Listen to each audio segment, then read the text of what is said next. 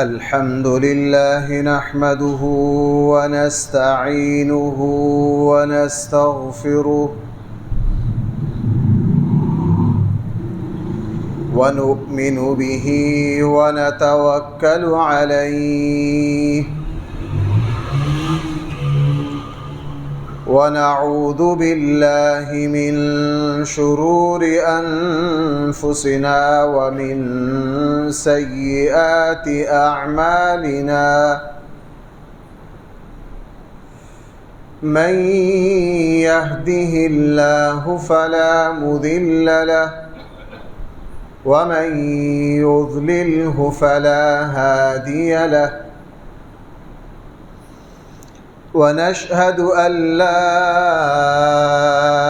إله إلا الله وحده لا شريك له ونشهد أن سيدنا وسندنا ومولانا محمدا عبده ورسوله صلى الله تعالى عليه وعلى آله وأصحابه وبارك وسلم تسليما كثيرا كثيرا. أما بعد فأعوذ بالله من الشيطان الرجيم. بسم الله الرحمن الرحيم. لقد جاءكم رسول من أنفسكم عزيز عليه ما عنتم حريص عليكم بالمؤمنين رؤوف رحيم. صدق الله مولانا العظيم.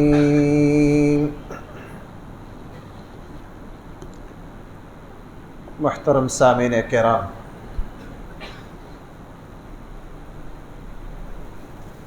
ربیع الاول کا مہینہ چل رہا ہے اور ہمارے سیرت پر کچھ بیانات کا سلسلہ ہمارے سامنے آ رہا ہے. ربیع الاول کا لفظی معنی ہوتا ہے پہلی بہار. ربیع الاول کا لفظی معنی ہوتا ہے پہلی بہار. شاید جس زمانے میں اس مہینے کا یہ نام رکھا گیا رسول اکرم صلی اللہ علیہ وسلم سے بہت پہلے اس وقت بہار کا آغاز ہو رہا ہو تو اس کا نام رکھ دیا گیا ہو پہلی بہار.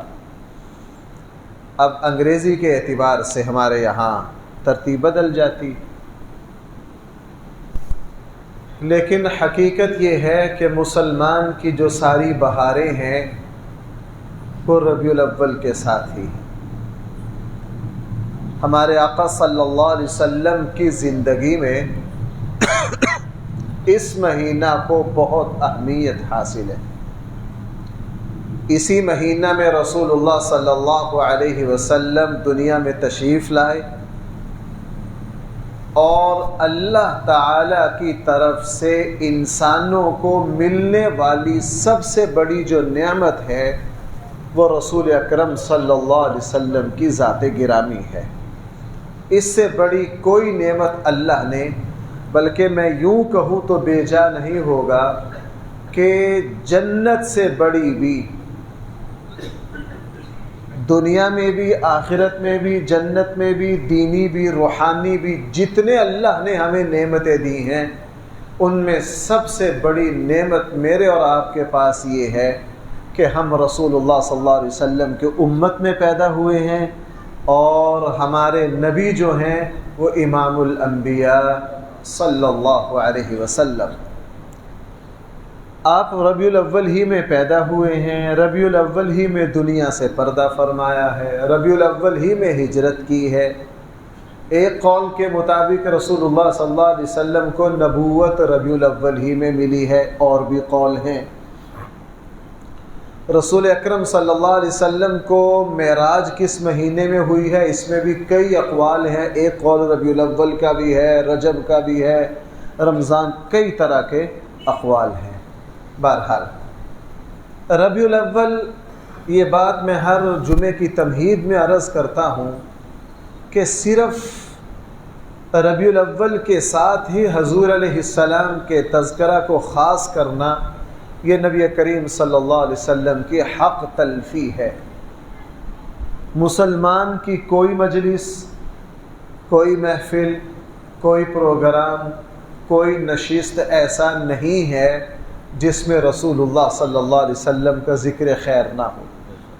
میں یوں سمجھتا ہوں کہ رسول اللہ صلی اللہ علیہ وسلم کی ذات گرامی اس سے بہت اوپر ہے کہ ہم نبی کریم صلی اللہ علیہ وسلم کے تذکرے کو کسی ایک مہینہ کے ساتھ خاص کر دیں.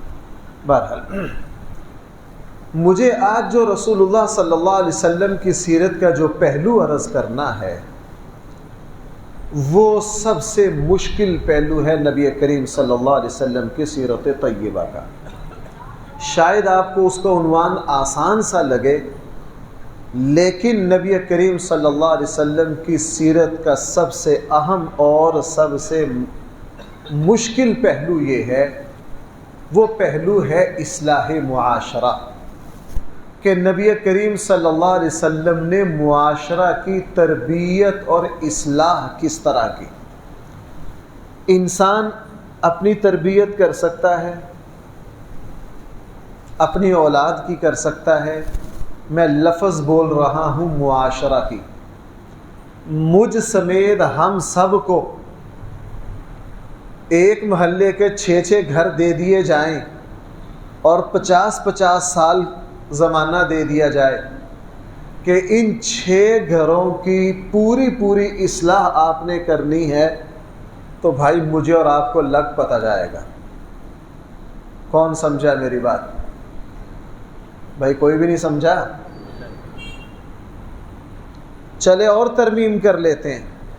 اگر 4 بھائی ہیں، چاروں کی اولادیں ہیں، 3 بہنیں ہیں، بھانجے بھتیجے ہیں، آپ میں سے کوئی کھڑا ہو کے کہے کہ جی میرے خاندان کے 13 گھر بنتے ہیں، میں 13 گھروں کی ذمہ داری لیتا ہوں، 13 گھروں میں سے ہر فرد نمازی ہوگا سال کے بعد، میں ضمانت دیتا ہوں. بھائی مجھ سمیت کون کھڑا ہوتا ہے اس کے لیے؟ بھائی کو لیتا ہے ذمہ داری؟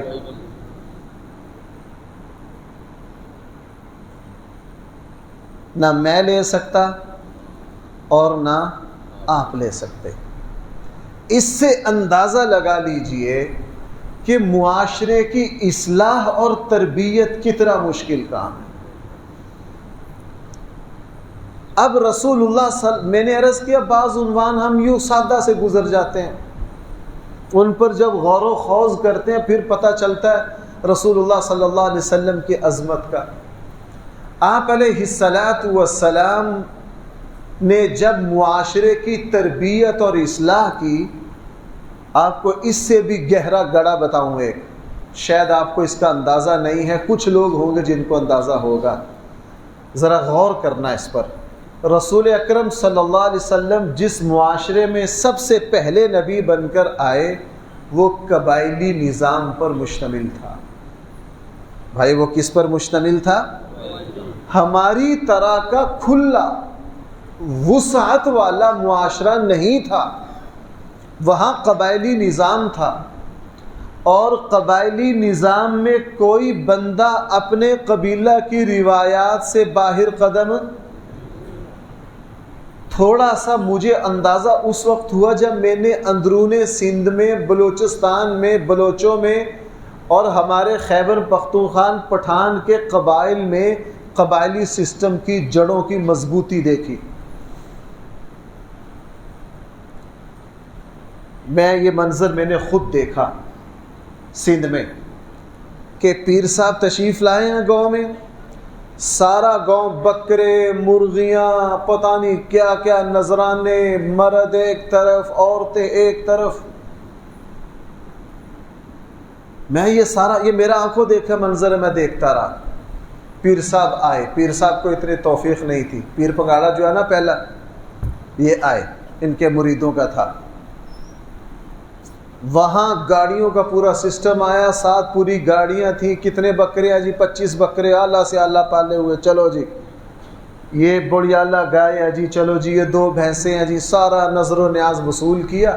پیر صاحب کی گاڑی آئی. پیر صاحب نے صرف شیشہ کھولا تو سارے لوگ جھک رہے ہیں، کوئی گھٹنوں کو ہاتھ لگا رہا ہے. اس میں 2 دیندار پڑھے لکھے اور دین کی ایک جماعت کے ساتھ وابستہ، میں نے ان کو دیکھا، انہوں نے بھی گھٹنوں کو ہاتھ لگایا، وہ بھی جھکے. میں یہ منظر دیکھ رہا تھا. مجھے باقی کیا ہضم ہونا تھا، ان 2 کا ہضم نہیں ہوا. میں نے کہا اچھا ٹھیک ہے، معاملہ ختم مکمل ہو گیا. تو میں نے عصر کی نماز میں ان دونوں کو پکڑ لیا. میں نے کہا نالائق ہو، تم باشرع ہو، دینی جماعت سے وابستہ ہو، تم بھی جھکے. انہوں نے کہا جی ہم اپنی برادری کی مخالفت نہیں کر سکتے، ہم اس سارے سسٹم کے خلاف ہیں. اگر ہم نے اس کی مخالفت کی تو جرگہ بیٹھے گا، جرگہ بیٹھ کے کہے گا ان کے بیٹے ہیں 3، کوئی رشتہ نہیں دے گا. اس کی 2 بیٹیاں ہیں، کوئی لے گا نہیں. اس کی خوشی غمی میں کوئی جائے گا نہیں. عید والے دن اس سے کوئی ملے گا نہیں. ہم 2 بندے اپنے قبیلہ کی مخالفت کر نہیں سکتے. ہمارے ہاں کچھ نہ کچھ برادری کے اثرات آج تک ہیں، اگرچہ اتنے مضبوط نہیں.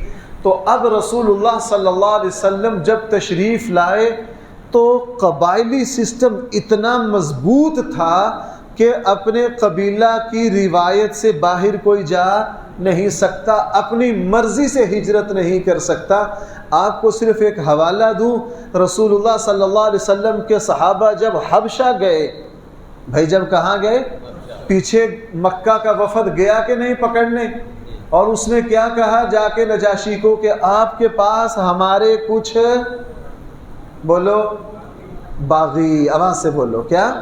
ہاں باغی. کیوں؟ اس وقت اپنے قبیلہ کو چھوڑ کر کسی اور طرف جا کے آباد ہو جانا یہ بغاوت تھی.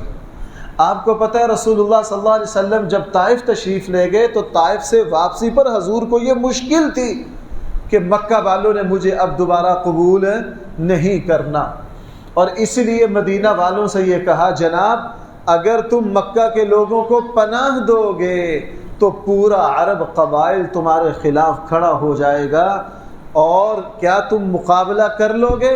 مدینہ والوں نے کیا کہا تھا؟ ہم مقابلہ کریں گے جب تک سانس میں سانس ہے، لیکن تھوڑا سا کھل کر سودا کرنا چاہتے ہیں اللہ کے حبیب سے.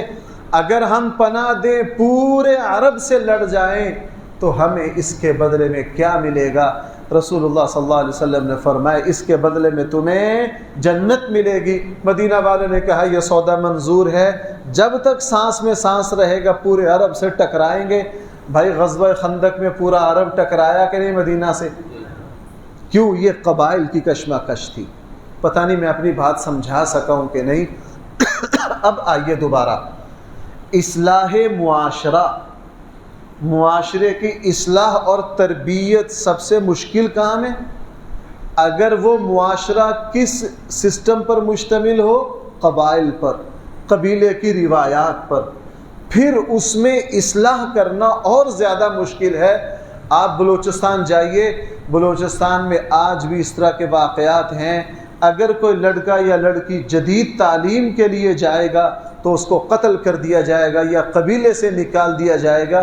بلوچوں کا سرداری اور قبائلی سسٹم بہت سخت ہے. وہ اپنے علاقے میں آج بھی کوئی یونیورسٹی اور کوئی ادارہ، تعلیمی ادارہ بننے نہیں دیتے. وہ اس کو اپنی تعلیمی روایات کے خلاف سمجھتے ہیں. آپ اندازہ لگا لیجئے عربوں کی قبائلی نفسیات کتنی گہری ہوں گی، کتنی سخت ہوں گی. رسول اللہ صلی اللہ علیہ وسلم اس معاشرے کی اصلاح کے لیے آئے. پتہ نہیں میں آپ کو سمجھا پایا ہوں کہ نہیں. اب آپ اندازہ لگا لیجئے کہ رسول اللہ صلی اللہ علیہ وسلم کا کارنامہ جتنا اونچا تھا اتنا ہی مشکل تھا. رسول اکرم صلی اللہ علیہ وسلم کے فرائض اللہ تعالیٰ کے یہاں جتنے قابل قدر تھے، بندوں کے یہاں اتنے ہی بھائی کیا تھے؟ مشکل تھے. آپ علیہ الصلاۃ والسلام نے پھر اس معاشرے کی اصلاح کی. کن اصولوں پر کی؟ اس پر اہل علم نے بہت کچھ لکھا ہے، اور میں بھی پورا ہفتہ تھوڑا بہت اپنی مصروفیات کے باوجود پورا ہفتہ اس موضوع کو دیکھتا رہا کہ اللہ کے نبی نے اصلاح معاشرہ جو ہے کن اصولوں پر کیا. تو میں نے 5 اصول منتخب کیے. بھائی کتنے؟ اور یہ 5 کے 5 اصول آج بھی جس معاشرہ میں آئیں گے وہ دنیا میں مثالی بنے گا، نمونہ بنے گا. اور زمین پر انسانوں نے ان 5 اصولوں کو چھوڑ کر معاشرہ کو تشکیل دینے کی کوشش کی. وہ دنیاوی طور پر سونے جیسے روڈ تو بنا لیے انہوں نے، سونے کے ہوائی جہاز بھی بنا لیے انہوں نے، یورپ نے تعلیم بھی مفت کر لی، علاج بھی مفت کر دیا، اور امن بھی اتنا مضبوط کر لیا کہ چڑی پر نہ مارے.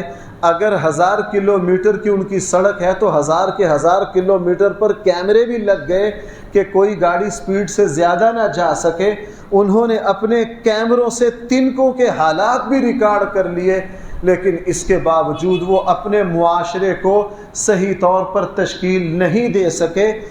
دنیاوی طور پر ترقی کا کمال ہے، لیکن ادھر سے بے حیائی 100%، خاندانی نظام ختم، گھر کا نظام ختم، منشیات سب سے زیادہ، منشیات کے عادی سب سے زیادہ، خودکشیاں سب سے زیادہ، نیند کی گولیاں سب سے زیادہ. نیند ان کو نہ آئے، بوڑھے ماں باپ کو گھر میں نہ رکھیں، بوڑھے ماں باپ کو گھر میں نہ رکھیں، اور ان کی ہم جنس پرستی کو وہ قانونی تحفظ دیں. دنیا کی کون سی گندگی ہے جو یورپ میں نہیں ہے؟ انہوں نے ان 5 اصولوں سے ہٹ کر معاشرہ تشکیل دینے کی کوشش کی. ترقی کے اعتبار سے میں نے عرض کیا، میں دنیا کے اعتبار سے کہہ رہا ہوں، انہوں نے اپنے ملکوں کو دنیاوی جنت بنا لیا. میں کیا الفاظ استعمال کروں بھائی؟ کیا بنا لیا؟ دنیاوی جنت بنا لیا. لیکن اس کے باوجود سکون نہیں، احترام نہیں، رشتہ داریاں نہیں. اور یورپ کی اس وقت 35% آبادی حرامی نسل پر مشتمل ہے، جن کے باپ کا پتہ نہیں ہے، اور ان کو بل منظور کرنے پڑے ہیں. کیوں؟ نکاح کا رواج ختم ہو گیا. جانور جس طرح پیدا ہو رہے ہیں انسان بھی اسی طرح پیدا ہو رہے ہیں. میں پھر اپنے دعوے کی طرف لوٹتا ہوں. رسول اللہ صلی اللہ علیہ وسلم نے معاشرے کی تربیت اور اصلاح جن اصولوں پر کی ہے، ان اصولوں پر ہی اگر انسانی معاشرے کو تشکیل دیا جائے گا تو انسانی معاشرہ مثالی بنے گا. تو بھائی مجھے رسول اللہ صلی اللہ علیہ وسلم نے جن اصولوں پر معاشرے کو تشکیل دیا ہے ان سب کو بیان کرنا، نہ میرے پاس اتنا علم، نہ میرے پاس اتنی قوت بیان، اور نہ کوئی مائی کا لال ان کا تجزیہ کر سکتا ہے. میں نے ان میں سے کتنے اصول منتخب کیے ہیں؟ 5. بھائی سارے بولو کتنے؟ 5. آپ نے ان کو یاد کرنا. میں اکثر کہتا ہوں میں خطیب نہیں ہوں، میں مقرر نہیں ہوں، میں ایک مدرس ہوں. آپ خطاب سننے نہ آیا کریں، سبق کے ماحول کے مطابق آیا کریں تاکہ جب یہاں سے جائیں آپ کو یاد ہو جائے پوری بات. رسول اللہ صلی اللہ علیہ وسلم نے مشکل ترین فریضہ اصلاح معاشرہ، اور معاشرہ بھی آگے کون سا؟ قبائلی. اور قبائل بھی کن کے؟ عربوں کے. 3 خندقیں آ گئی. اصلاح معاشرہ مشکل ترین کام. ہم میں سے مجھ سمیت اب کوئی بھی اپنے خاندان کی ذمہ داری لینے کے لیے تیار نہیں ہے. نمبر 2، اور وہ معاشرہ بھی بھائی مشتمل تھا قبائل پر، اور وہ قبائل بھی کون سے؟ عربوں کے، جو سر کے بالوں سے لے کے پاؤں کے ناخون تک عصبیت اور تعصب میں ڈوبے ہوئے تھے. رسول اللہ صلی اللہ علیہ وسلم جب ان کی تربیت کے لیے کھڑے ہوئے، آپ علیہ السلام نے سب سے پہلے اپنی قوم کی فلاح، بہبود، تربیت اور اصلاح کے لیے اپنی تڑپ اپنی قوم کے سامنے رکھی. سب سے پہلی کیا چیز رکھی؟ اپنی تڑپ، اپنی ہمدردی، اپنی خیر خواہی پوری قوم کے سامنے رکھی. رسول اکرم صلی اللہ علیہ وسلم اپنی قوم کی حالت کو دیکھ کر اتنے تڑپے، اتنے دکھی ہوئے راتوں میں اللہ کے سامنے اتنے آنسو بہائے، اور آپ علیہ الصلاۃ والسلام اس حالت تک پہنچ گئے کہ قرآن کریم نے رسول اللہ صلی اللہ علیہ وسلم سے فرمایا فَلَعَلَّكَ بَاخِعٌ نَفْسَكَ، نبی جی کیا آپ اپنے آپ کو پگھلائی دیں گے، آپ اپنے آپ کو ہلاکی کر دیں گے اس وجہ سے کہ یہ لوگ ایمان نہیں لاتے؟ جو شخص، جو حاکم، جو دینی رہنما انسانی معاشرے کی تربیت کے لیے کھڑا ہوگا، جب تک وہ بے پانی کے مچھلی کی طرح تڑپے گا نہیں، وہ اپنی قوم کی حالت پر روئے گا نہیں، اور اپنی قوم کی حالت کو دیکھ کر اپنی قوم کے دکھ درد میں اس کی ہڈیاں نہیں چٹکیں گی، اس وقت تک وہ اپنی قوم کی اصلاح نہیں کر سکتا۔ آپ حضرات سب جانتے ہیں غزوہ احد میں بھائی رسول اکرم صلی اللہ علیہ وسلم زخمی ہوئے کہ نہیں؟ صحیح بخاری میں ہے آپ کے چہرہ انور سے جب خون مبارک نکلا تو آپ علیہ السلام کیا فرما رہے تھے؟ اے اللہ میری قوم کو ہدایت دے دے، یہ اپنے نبی کے مرتبے کو نہیں پہچانتی، اپنے نبی کے مرتبے کو نہیں پہچانتی۔ دنیا میں جو انقلاب برپا نہیں ہوتا، کیوں؟ جو لوگ اس انقلاب کے داعی ہوتے، جو لیڈر ہوتے ہیں، ان میں اپنی قوم کی خیر خواہی نہیں ہوتی۔ میں اس کو چھوٹی سی مثال سے سمجھاؤں، میں اس پر قسم کھانے کے لیے تیار ہوں، میں اپنا کوئی بیان آپ تک، آپ کے دل تک نہیں پہنچا سکتا جب تک میرے دل میں آپ کی خیر خواہی نہ ہوگی، جب تک میرے دل میں بھائی آپ کی خیر خواہی نہیں ہوگی۔ جو ڈاکٹر مریض کا خیر خواہ ہو جائے گا، اس کا دل تڑپے گا کہ میں اس مریض کا علاج کروں، اللہ تعالیٰ اس کی تڑپ کی وجہ سے، ہلکی پھلکی دوائی کی وجہ سے بھی شفا دے دے گا۔ اللہ کا نظام ہے۔ جو استاد اپنے شاگردوں کی خیر خواہی میں نہیں تڑپے گا، جو استاد اپنے شاگردوں کی خیر خواہی میں تڑپے گا نہیں، جناب اس کے شاگرد کبھی بھی کامیاب نہیں ہوں گے۔ رسول اکرم صلی اللہ علیہ وسلم اپنے قوم کے بارے میں اتنا تڑپے، اتنا دکھے، اور خود فرمایا کہ لوگوں میری مثال اس شخص کی طرح ہے جو جنگل میں آگ جلائے، اور جب آگ روشن ہو جائے ادھر ادھر سے کیڑے مکوڑے پتنگے اڑ اڑ کر اس آگ میں گر رہے ہیں، اور وہ شخص ان کو وہاں اس گڑھے میں گرنے سے بچا رہا ہے۔ رسول اللہ صلی اللہ علیہ وسلم نے فرمایا لوگوں میری مثال اس طرح ہے کہ جہنم کی آگ روشن ہے، ساری انسانیت اس میں گر رہی ہے، میں کسی کو بازو سے پکڑ کر، کسی کو پیچھے کمر سے پکڑ کر کھینچ کر جہنم سے بچا رہا ہوں۔ اور آپ علیہ الصلاۃ والسلام نے اپنی قوم کو بار بار کہا ہے اے میری قوم میں تمہارا خیر خواہ ہوں، میں تمہارے پاس ایسا کلمہ لایا ہوں، اگر تم میرے اس کلمہ کو قبول کر لو گے تو تمہاری بادشاہت قیامت تک قائم رہے گی۔ اسی لیے رسول اکرم صلی اللہ علیہ وسلم کی خدمت میں آپ علیہ، یہ بات میں اپنی طرف سے نہیں کہہ رہا، غالباً شاید علامہ ابن حزم نے یا کسی اور صاحب نے یہ بات لکھی ہے کہ نبی کریم صلی اللہ علیہ وسلم کے صحابہ اتنی بڑی تعداد میں، لیکن ہر صحابی یہ سمجھتا تھا کہ اللہ کے نبی کی سب سے زیادہ شفقت میرے ساتھ، اللہ کے نبی کی سب سے زیادہ شفقت کیا ہے؟ میرے ساتھ۔ تو بھائی اصلاح معاشرہ کے لیے سب سے پہلا اصول کیا ہے؟ خیر خواہی، ہمدردی۔ اگر کسی ملک کے حکمرانوں میں اپنی عوام کی خیر خواہی اور ہمدردی نہ ہو، ہمارے حکمرانوں میں اگر عوام کی خیر خواہی اور ہمدردی ہوتی تو جناب یہ ہمارے اوپر اس طرح کے بل منظور کرتے، یہ ہمارے لیے اس طرح کے قانون منظور کرتے۔ سب سے پہلی چیز بھائی کیا ہے؟ قوم کا کیا ہونا؟ خیر خواہ ہونا.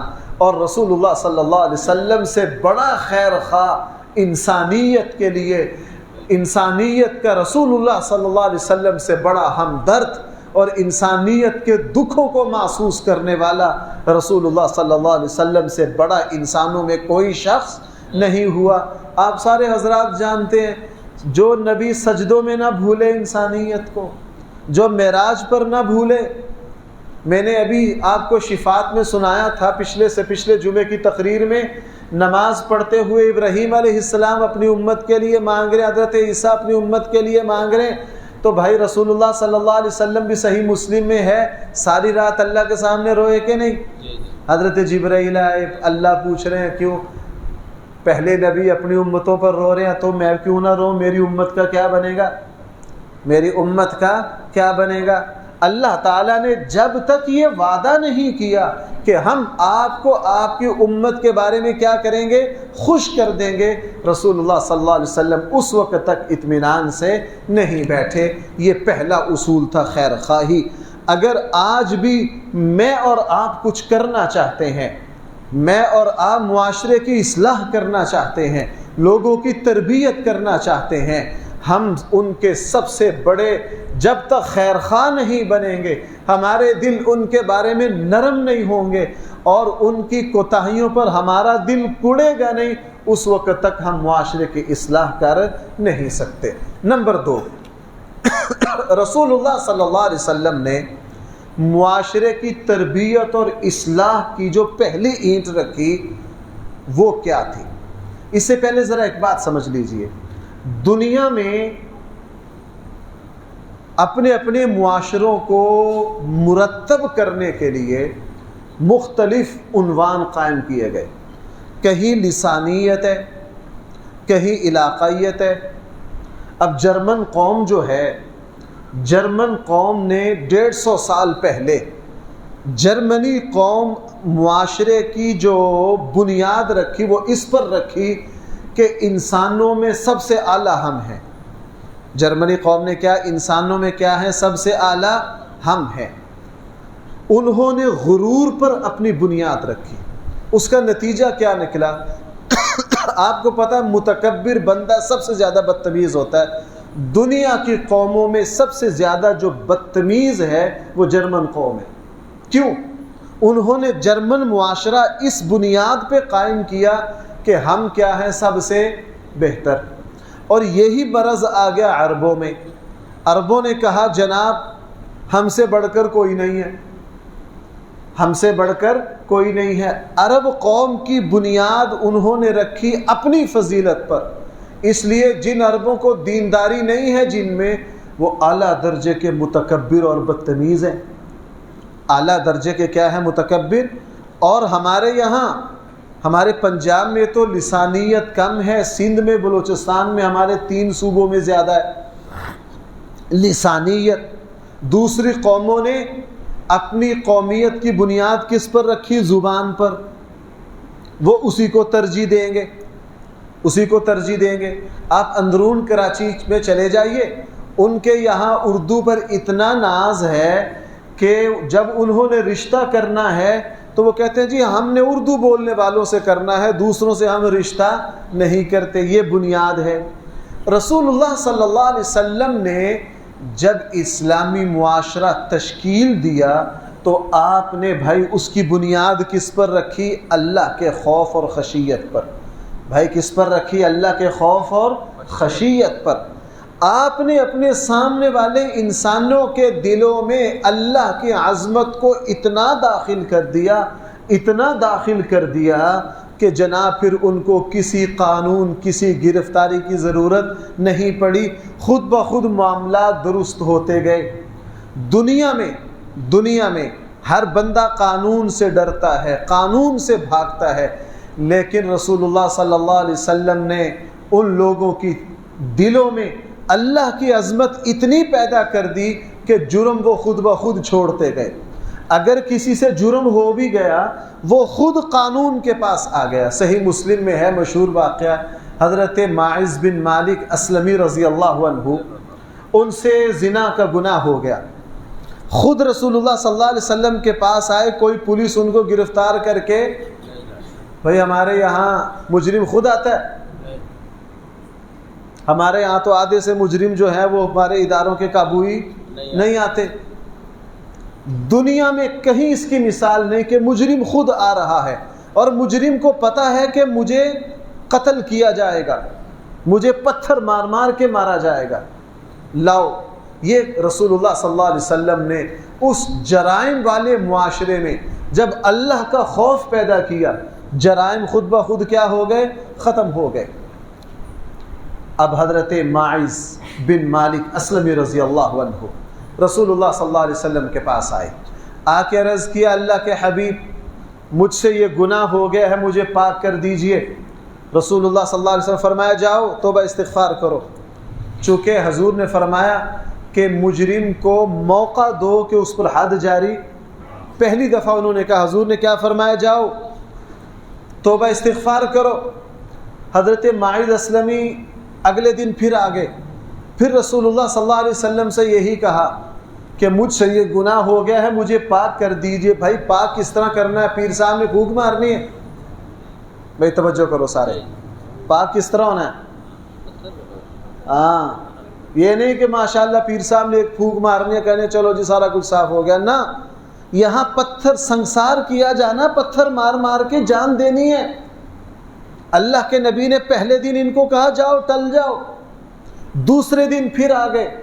اللہ کے نبی نے پھر فرمایا، کون سی چیز لے کر آئی؟ وہ دل میں یہ احساس، اللہ کا خوف. ہاں، اللہ کا خوف. تیسرے دن پھر آ گئے. رسول اللہ صلی اللہ علیہ وسلم نے تیسرے دن پتہ کیا فرمایا؟ یہ کوئی دیوانہ تو نہیں ہے، اس کے دماغ میں کوئی خلل تو نہیں ہے؟ صحابہ اکرام نے عرض کیا، نہ اللہ کے حبیب یہ بڑے عقل مند ہیں. اللہ کے نبی نے فرمایا، انہوں نے شراب تو نہیں پی رکھی کہ اس کے نشے میں اس طرح کی بات کر رہے ہوں؟ ایک صحابی اٹھے، انہوں نے ان کا منہ سونگا اور سونگنے کے بعد کہا، اللہ کے نبی انہوں نے شراب. اب جب 3 دن میں 3 دفعہ انہوں نے اعتراف جرم کر لیا، رسول اللہ صلی اللہ علیہ وسلم نے پھر فرمایا کہ ان کو سنسار کیا جائے گا. ان کو کیا کیا جائے گا؟ اور ان کو سنسار کیا گیا اور پتھر مار مار کے ان کو. یہ آسان ہے. اب جب یہ واقعہ ہو گیا، ان پر زنا کی حد جاری ہو گئی، تو صحابہ اکرام میں اختلاف ہو گیا. کچھ صحابہ کہتے تھے یہ ہلاک ہو گئے، کچھ صحابہ کہتے تھے نہیں انہوں نے بہت اعلیٰ توبہ کی ہے. 3 دن اس طرح گزر گئے صحابہ میں زیر بحث. امام مسلم نے کتاب الحدود میں اس واقعے کی تفصیل ذکر کی ہے. تیسرے دن رسول اللہ صلی اللہ علیہ وسلم تشریف لائے، آپ نے سارے صحابہ کو جمع کیا، آپ نے بیٹھتے ہی فرمایا، استغفروا لاخیکم، اپنے بھائی ماعز اسلمی کے لیے استغفار کرو. سب نے استغفار کی. اور اس کے بعد رسول اللہ صلی اللہ علیہ وسلم نے فرمایا کہ ماعز نے ایسی توبہ کی ہے، امتن، صحیح مسلم کے جو الفاظ ہیں، صحیح مسلم میں مدینہ کے بھی 70 بندوں کا بھی ذکر ہے اور صحیح مسلم میں امت کا بھی ذکر ہے. حضور نے فرمایا ماعز اسلمی نے ایسی توبہ کی ہے کہ اگر بہت بڑی امت پر تقسیم کر دی جائے تو ان کی بھی مغفرت ہو جائے گی. اب ماعز اسلمی جرم کرنے کے بعد بھاگنا چاہتے تو اللہ کے نبی نے بھاگنے کا موقع دیا کہ نہیں؟ لیکن نہیں بھاگے. اب یہ شخص، اس سے بڑھ کر وہ غامدیہ خاتون، یہ بھی امام مسلم نے اور حدیث کی دوسری کتابوں میں تفصیل آتی ہے، ان سے، وہ خاتون سے بھی زنا ہو گیا. رسول اللہ صلی اللہ علیہ وسلم کے پاس آئیں. اللہ کے نبی نے ان کو بھی یہ کہا، انہوں نے آ کے کہا کہ جی میں امید سے ہوں. رسول اللہ صلی اللہ علیہ وسلم نے فرمایا جاؤ پہلے اپنی امید پوری کرو. اب ظاہرہ 7 8 9 مہینے بھاگنے کا موقع مل گیا کہ نہیں؟ اب جب بچے کو جنم دے دیا، وہ کون سی طاقت ہے غامدیہ کو دوبارہ لائی اس خاتون کو؟ یہ اپنے بچے جننے کے بعد اپنے بچے کو کپڑے میں لپیٹ کر لائی اور اللہ کے نبی کے سامنے بچہ پیش کیا کہ بچہ میں پیدا ہو چکا ہے، اب مجھے اس گناہ سے پاک کر دیجئے، یعنی میرے اوپر اللہ کی حد جاری کر دیجئے، اللہ کی حد جاری کر دیجئے. رسول اللہ صلی اللہ علیہ وسلم نے پھر فرمایا کہ جاؤ اس بچے کو دودھ پلاؤ، جب یہ بچہ کھانا کھانے کے قابل ہو جائے تو پھر لے کر آنا. پہلے 9 مہینے بھاگنے کا موقع دیا، اب کتنا دیا؟ او بھائی 2 ڈھائی 3 سال تو بچے کو لگ ہی جاتے ہیں کہ نہیں؟ 2 ڈھائی سال کے بعد یہ خاتون پھر آئی، بچے کو ساتھ لائی، اور روٹی کا ٹکڑا بطور ثبوت بچے کے ہاتھ میں تھا کہ اللہ کے نبی اب یہ جو بچہ ہے یہ کھانا کھانے لگ گیا۔ بھائی ایسا کوئی معاشرہ آپ نے دنیا میں دیکھا ہے؟ کیوں بھائی پتہ نہیں میں اپنی بات سمجھا پا رہا ہوں کہ نہیں۔ ربیع الاول میں سیرت کے ان موضوعات پر غور کرنا، مطالعہ کرنا، ہماری قوم کسی اور طرف نکل پڑی ہے۔ کل میں یہاں سے گیا، یہاں سے لے کے آؤ پسرور چوک تک 4 جگہ ناکے لگے ہوئے تھے، جی میلاد کا چندہ جمع کرو۔ کیا کرو؟ میلاد کا چندہ جمع کرو۔ اور مجھے میری داڑھی دیکھ کے مجھے کسی نے نہیں روکیا، انہوں نے کہا مولوی دے خود چندے آلو نا۔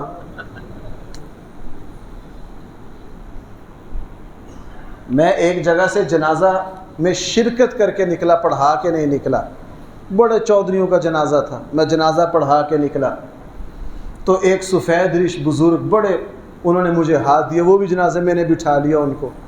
میں نے تھوڑا سا چلا تو میں نے کہا نا کہ مولوی صاحب اج تے دیہڑی واہ لگی ہونی تہاڈی۔ یہ شہر کے بڑے چودھری ہیں۔ میں نے ان کو کہا، میں کہا بزرگوں میں جنازہ پڑھانے نہیں، میں تو پڑھنے آیا تھا، میں تو پڑھنے آیا تھا۔ کہنے لگے اچھا، شروع ہو گئے۔ ربیع الاول کی پہلی تاریخ ہے، ربیع الاول کی پہلی تاریخ ہے۔ اب میرے ساتھ وہ کھل گئے، وہ سمجھ گیا کہ اے بھی میرے نال دا ہے۔ کہنے لگا کہ میں 3 سال میں نے یہاں ربیع الاول کے لگائے ہیں، یہاں ذوق ذرا اتنا اچھا نہیں ہے، تو اس مرتبہ جو سرگودا ہے نا، وہاں انہوں نے اپنے نعت خوانوں کی پوری ٹیم بتائی کہ میرا وہ سمجھوتا وہاں ہوا ہے، میں شام کو سرگودا جا رہا ہوں، میں شام کو سرگودا جا رہا ہوں۔ اور خود مجھے کہہ رہے ہیں، مجھے انہوں نے پہلے پوچھا مولوی صاحب تہاڈی کنی کا آمدنی ہے ربیع الاول دی، ربیع الاول کی؟ میں نے ان کو باتوں باتوں میں ٹال دیا، پھر وہ تھوڑے سے کھلے، پھر انہوں نے اپنی آمدنی بتائی۔ کہنے لگے انشاءاللہ اس دفعہ میں سرگودا جا رہا ہوں، میں کہ 8-10 لاکھ کمائی لے آنا ہے، 8-10 لاکھ میں نے ربیع الاول میں کما لینا ہے۔ اس طرح کے خشک موضوع آپ سنتے نہیں۔ ابھی کسی نعت خواں کو بلاؤ، وہ تھوڑا سا گھمائے گا، دیکھنا آپ کے بازو کدھر کو جاتے ہیں، آپ کو مزہ کتنا آتا ہے۔ کیوں؟ میں عرض کر رہا ہوں، ہم اللہ کے نبی کی حقیقی سیرت کو نہ سننا چاہتے ہیں، نہ سمجھنا چاہتے ہیں، نہ عمل کرنا چاہتے ہیں۔ اب اپنے دل میں ایسا خوف پیدا کرنا کون کرنے کے لیے تیار ہے کہ اس کے ایک قلم سے کچھ ہو سکتا ہے، لیکن وہ اپنے قلم کو حرکت نہیں دیتا کہ کس کا حکم؟ اللہ دیکھ رہا، میں اللہ سے ڈر رہا ہوں۔ اب یہ غامدیہ ہے۔ اللہ کے نبی نے اس معاشرے میں اللہ کا احترام اتنا پیدا کر دیا، اتنا پیدا کر دیا کہ معاشرے کی اصلاح خود بخود ہو گئی، جرائم خود بخود مٹ گئے۔ اب یہ غامدیہ کو کتنی مہلت دی، لیکن جب بچہ بڑا ہو گیا، ساتھ لائی، روٹی کھلا کر اللہ کے نبی کے سامنے ثبوت پیش کیا۔ اور ان کو حضور نے فرمایا، چونکہ خاتون تھی، رسول اللہ صلی اللہ علیہ وسلم نے فرمایا گڑھا کھودا جائے اور ان کو یہاں تک گڑھے میں، تاکہ جس وقت ان پر پتھر مارے جائیں تو بے پردگی نہ ہو، اور ان پر پتھر مارے گئے۔ اور حضرت خالد بن ولید رضی اللہ عنہ نے ایک پتھر جب مارا تو خون کے چھینٹے حضرت خالد پر پڑے۔ رسول اللہ، حضرت خالد کی زبان سے ایک نامناسب کلمہ نکلا۔ رسول اللہ صلی اللہ علیہ وسلم نے فرمایا حضرت خالد کو خطاب کر کے، اس غامدیہ خاتون نے ایسی توبہ کی ہے، اگر کوئی بڑے سے بڑا ٹیکس چور اور ظلم کرنے والا ظالم بھی ایسی توبہ کر لے نا، اللہ اس کو بھی معاف کر دیں، اللہ تعالیٰ اس کو بھی کیا کر دیں گے۔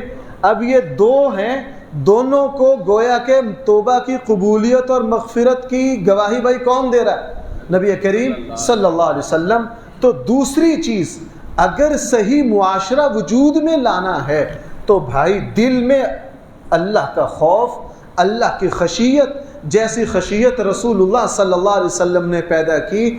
میں عرض یہ کر رہا ہوں، اس کے مقابلے میں لوگ یہ کہہ سکتے ہیں جناب یورپ کے لوگ تو اللہ کو نہیں مانتے، تو ان کی اصلاح کیسے ہو گئی؟ ناراض نہ ہونا، میں کوئی تعصب کا شکار نہیں ہوں، میں یورپ کے انقلاب کو کوئی انقلاب سرے سے مانتا ہی نہیں ہوں۔ ہاں وہاں سڑکوں کا انقلاب ہے، وہاں سہولتوں کا انقلاب ہے، وہاں صفائی ستھرائی کا انقلاب ہے، وہاں ایک دوسرے کی زندگی میں مداخلت نہ کرنے کا انقلاب ہے، لیکن وہاں انسانیت شرم و حیا سے فارغ ہے، ماں باپ کے احترام سے فارغ ہے، وہاں خاندان کا کوئی لینا دینا نہیں ہے، وہاں گھر کی زندگی کا کوئی لینا دینا نہیں ہے، خدا کو دین کو انہوں نے سرے سے کیا کر دیا ہے، اپنی زندگیوں سے الگ کر دیا ہے۔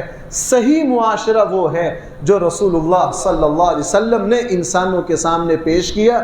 پوری دنیا میں قیامت تک یہ بحث چلتی رہے گی کہ انسانی معاشرے کی تربیت کس طرح کی جا سکتی ہے۔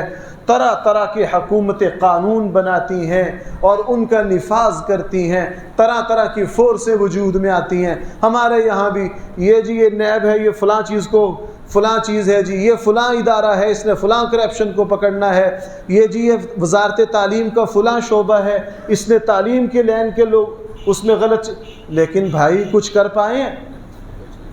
کچھ ہو نہیں سکا۔ کیوں؟ رسول اللہ صلی اللہ علیہ وسلم نے جن بنیادوں پر تربیت کی، معاشرے کو رسول اللہ صلی اللہ علیہ وسلم نے تعمیر کیا، ان میں سب سے پہلے خود اپنی قوم کے ہمدرد بن کے میدان میں اترے۔ نمبر 2، ان کے دلوں میں کیا پیدا کیا؟ اللہ کا خوف۔ بھائی کتنے اصول ہو گئے؟ 2 ہو گئے۔ نمبر 3، رسول اللہ صلی اللہ علیہ وسلم نے جو تیسرا اسلامی انقلاب، اصلاحی معاشرہ کے لیے تیسرا اصول جس کو رسول اللہ صلی اللہ علیہ وسلم میدان عمل میں لائے، وہ تھا تدریج۔ وہ کیا؟ تدریج۔ لوگوں کی تربیت اور اصلاح کرنا نفسیات کو سمجھ کر، آہستہ آہستہ، مرحلہ وار۔ تدریج کہتے ہیں اگلے بندے کی نفسیات کو سمجھ کر ان کی خامیوں کو آہستہ آہستہ کیا کرنا؟ ختم کرنا۔ آپ علیہ السلام نے اپنے دین کو ایک ہی مرتبہ میں نافذ نہیں کر دیا، سارے احکامات کو ایک ہی مرتبہ میں نافذ نہیں کر دیا۔ آپ سب حضرات جانتے ہیں شراب کے بارے میں یہ نہیں پہلے دن نہیں کہہ دیا کہ شراب حرام ہے۔ اور بھائی شراب کے مراحل تو آپ سارے جانتے ہیں نا، مرحلہ وار اللہ کے نبی نے آہستہ آہستہ آہستہ آہستہ، اللہ کے نبی صلی اللہ علیہ وسلم نے جتنے امراض دیکھے، آپ کا طریقہ کیا تھا؟ اسی لیے بھائی آپ کی شریعت جو ہے وہ کتنے سالوں میں مکمل ہوئی؟ 23 سالوں میں۔ قرآن یک بار اترا کے 23 سالوں میں۔ اور صحیح بخاری میں حضرت عائشہ کی روایت ہے کہ شروع میں جو صورتیں اتری ان میں صرف جنت اور جہنم کا ذکر تھا، بس اس سے زیادہ نہیں۔ آہستہ آہستہ اللہ کے نبی، کیوں؟ اگر ایک بندہ ہے نا اس میں 5 خامیاں ہوں، آپ 5 کی 5 خامیوں کا علاج یک دم کرنا شروع کر دیں تو جناب ایک بھی خامی دور نہیں ہوگی۔ میں دوسری طرح عرض کرتا ہوں، ایک بندہ ہے اس میں 5 بیماریاں ہیں، اس کو دل کا بھی مسئلہ ہے، اس کو شوگر بھی ہے، اس کا معدہ بھی خراب ہے، اس کو یہ مسئلہ بھی ہے، 5 بیماریاں ہیں۔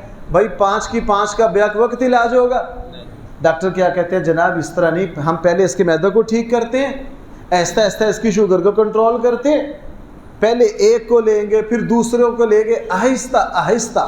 رسول اکرم صلی اللہ علیہ وسلم کا معاشرے کی اصلاح کا طریقہ یہ تھا کہ آپ علیہ السلام دھیمے انداز میں آہستہ آہستہ، آپ علیہ السلام نے جب یہ دیکھا کہ ان کے یہاں شراب کی محبت بہت زیادہ ہے، قرآن نے شروع میں یہ فرمایا کہ شراب میں نفع بھی ہے نقصان بھی ہے، لیکن اس کا جو نقصان ہے وہ نفع سے زیادہ ہے۔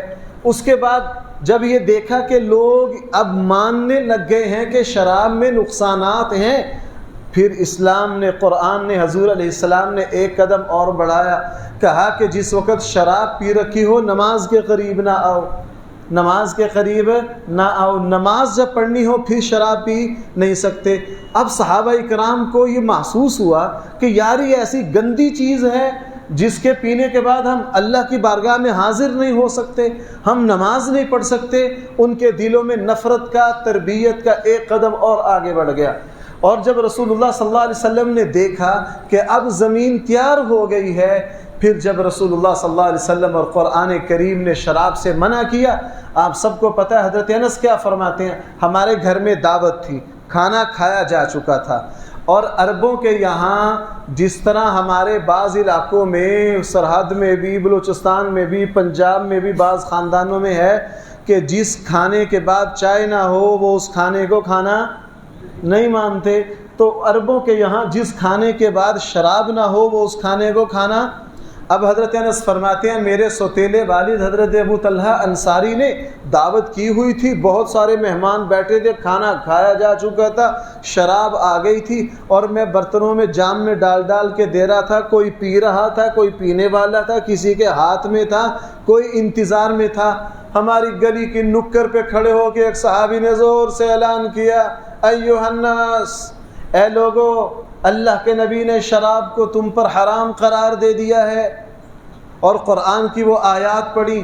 حضرت انس فرماتے ہیں پھر میری آنکھوں نے یہ منظر دیکھا کہ شراب کا جام جس کا ہونٹوں پر تھا وہ وہیں رک گیا، جس کے ہاتھ میں تھا اس نے وہیں واپس رکھ دیا، اور جس نے ابھی وصول نہیں کیا تھا اس نے کہا مجھے ضرورت نہیں ہے۔ یہ ہے سلیقہ تدریج سے تربیت کرنا۔ اور یہاں تک کہ شام کو سارے لوگ مسجد نبوی میں جمع ہو گئے، اللہ کے نبی ہم نے شراب تو ساری پھینک دی، اس کے برتنوں کا کیا کریں؟ حضور نے فرمایا برتن بھی توڑ دو۔ انہوں نے کہا اللہ ہو جی۔ ان کے یہاں یہ جو بڑا کدو ہوتا ہے نا، بڑا کدو، بڑے کدو کو خالی کر کے بڑی محنت سے شراب اس میں رکھی جاتی تھی، چونکہ بڑے کدو میں شراب کو جتنا عرصہ رکھا جائے اتنا ہی شراب کی نفاست بڑھتی ہے۔ ان کو یہ برتن بڑے پسند تھے چونکہ بڑی محنت کے بعد بنتے تھے، لیکن بھائی سب نے کیا کیا؟ شراب کے برتنوں کو توڑ دیا۔ رسول اللہ صلی اللہ علیہ وسلم کی تربیت کا طریقہ تدریجی تھا، مرحلہ وار تھا۔ آپ ماہر نفسیات تھے، ہر بندے کی نفسیات کو سمجھتے تھے، ہر بندے کی نفسیات کو۔ سردار آ کر ایک بات کرتا، اللہ کے نبی سمجھ آتے سردار ہے، اس کو اور طرح ڈیل کرنا ہے۔ اگر غلام آ کے سوال کرتا، اللہ کے نبی سمجھ جاتے، اللہ کے نبی سمجھ جاتے اس کو اور طرح ڈیل کرنا ہے۔ تو نفسیات کو سمجھ کے مراحل میں اللہ کے نبی، آپ کی تربیت کا طریقہ تدریجی تھا۔ حضرت عائشہ فرماتی ہیں رسول اللہ صلی اللہ علیہ وسلم نے کوئی چیز ایک ہی وقت میں یک دم ہمیں اس کا حکم نہیں دیا۔ تو بھائی آج کتنے اصول آ گئے اصلاح معاشرہ کے، اللہ کے نبی کے؟ مجھے کتنے اصول، صرف یہ 5 نہیں ہیں، کوئی مائی کا لال ان کا احاطہ ہی نہیں کر سکتا اللہ کے نبی کی کسی چیز کا۔ علماء نے اس سے زیادہ بھی، مجھے کتنے عرض کرنے ہیں؟ 5۔ اور میں نے آج شروع میں کیا عرض کیا؟ اصلاح معاشرہ سب سے مشکل کام ہے۔ نمبر 2، اگر مد مقابل قبائلی ہو اور وہ قبائل عربوں پر مشتمل ہو تو اور زیادہ مشکل ہے۔ رسول اللہ صلی اللہ علیہ وسلم نے اصلاح معاشرہ کیا 5 اصولوں پر۔ سب سے پہلے اپنی قوم پر ثابت کیا کہ مجھ سے بڑا تمہارا کوئی خود کوڑے دکھ ہے، اور اللہ تعالیٰ کے سامنے پتہ نہیں سالوں کے سال روئے۔ اور نمبر 2، پھر اپنے اصلاح کی بنیاد بنایا اللہ کے خوف کو، لوگوں میں کے دلوں میں منتقل کیا، گناہ خود بخود چھٹتے گئے۔ اور بھائی نمبر 3 پر کیا کیا؟ اپنے تربیت کے پروگرام کو مراحل میں نفسیات کو سمجھ کر تدریجی طور پر آہستہ آہستہ لوگوں پر نافذ کیا۔ انشاءاللہ اللہ نے توفیق دی تو بقیہ حصہ آئندہ جمعہ